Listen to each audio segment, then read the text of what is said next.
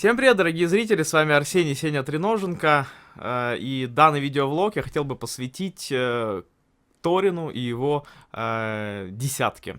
Все вы знаете такого, возможно, англоязычного обозревателя, которого многие считают там одним из самых лучших, опытных и так далее. И он каждый там то ли месяц, то ли, как ему вздумается, выкладывает свой какой-то личный рейтинг. Ну и, соответственно, я вообще не делаю обзоры, да, на его сумасшедшие, скажем так, мысли и рейтинги, но тут немножко, скажем так, задело, и решил что-то записать. Ну и тем более контент-то нужен.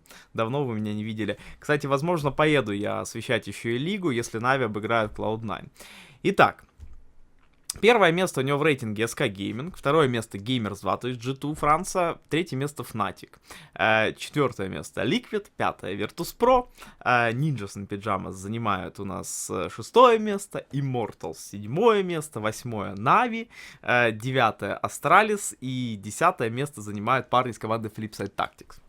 Соответственно, что меня здесь впечатлило и поразило. С топ-3 согласен. СК, G2, Fnatic. Тут, наверное, без вопросов. G2 играет очень сильно в последнее время. Даже выигрывали какой-то там турнир до мейджора.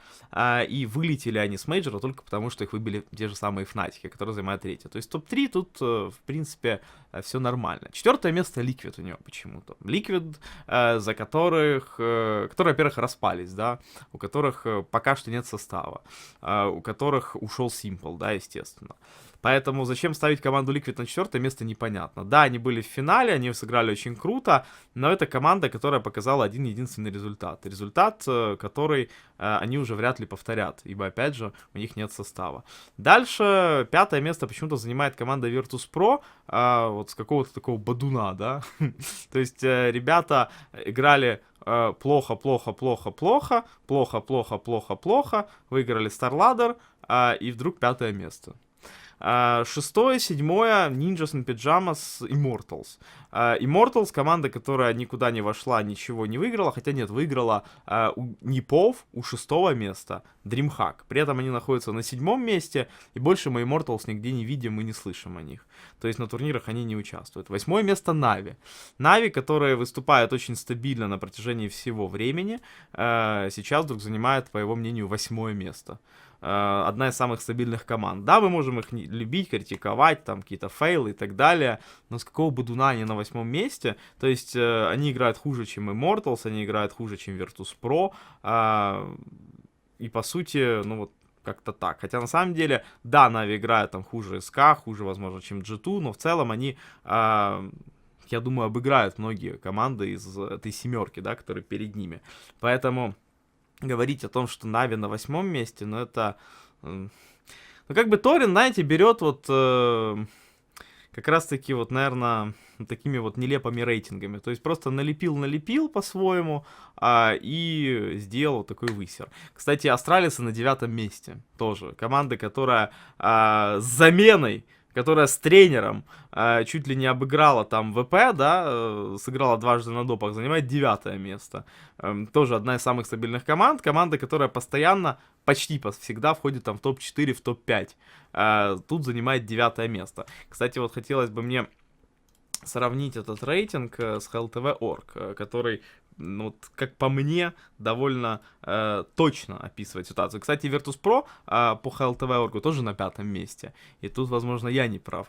Они добавили. Но они добавили за счет мейджора. Опять же, за счет одного турнира. То есть в этом, вот в этом как раз-таки слабость рейтинга от HLTV. Он обновляется после каждого турнира, и команда, которая неплохо выступила на супер крутом турнире, она добавляет в рейтинге моментально. И, соответственно, две строчки подняли Virtus.pro. Астралис здесь на седьмом. Вот это место более подходит команде Астралис. И, кстати, в рейтинге HLTV они тоже поднялись на одну строчку.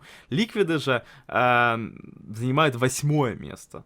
То есть, да, они заняли второе на мейджоре, но очевидно же, что, блин, чуваки, вы куда? При этом, например, нет такой команды, как Envy, Mouse Sports, Face, да, у Торина в рейтинге. Flipside у него почему-то на 10-м. Ну, Flipside, наверное, согласен. Flipside показали хорошую игру, но, опять же, с Е-лиги, например, вылетели очень быстро. Хорошо выступили на мейджоре, плохо выступили на Е-лиге. То есть команда нестабильная, поэтому тоже записывать ее в 10-е, наверное, не согласен. В общем, в чем я согласен, это топ-3. И, кстати, топ-3 у него полностью совпадает почти с ХЛТВ. Первое СК, второе у него G2 и Fnatic, третье. Здесь наоборот, Fnatic второе, G2 третье. То есть второе, третье место поменялись местами. Ну, спорно. Я, наверное, все-таки тоже за Fnatic. То есть в Fnatic все-таки жестче, наверное, чем G2. И там в 10 картах они выиграют там 7 или 8 раз, наверное, у G2. Ну, от 6 до 7, наверное, мне кажется. Если брать 10 карт с какую-то дистанцию.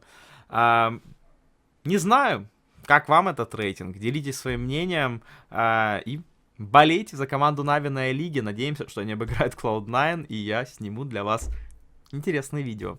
Пока-пока.